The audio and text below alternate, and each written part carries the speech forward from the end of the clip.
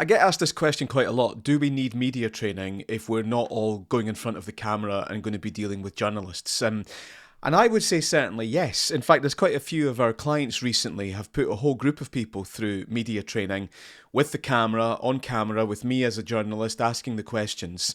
And only some of them are ever actually going to be in that situation for real.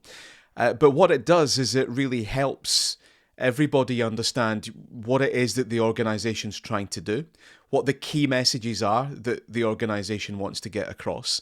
And that can be useful in a whole load of situations, maybe even just speaking to your own team.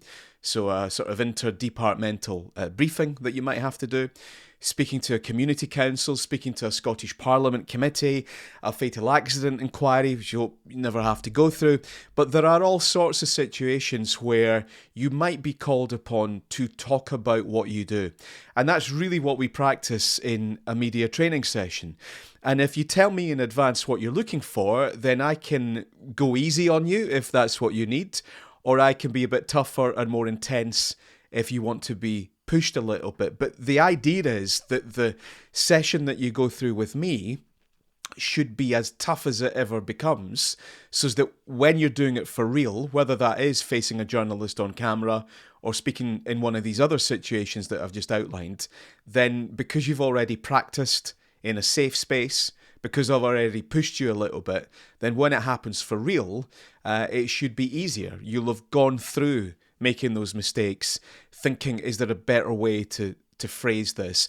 And one of the things that quite often comes across is that a lot of teams don't always understand what it is that the organisation's there to do. They don't understand the mission statement or the purpose or how it all works.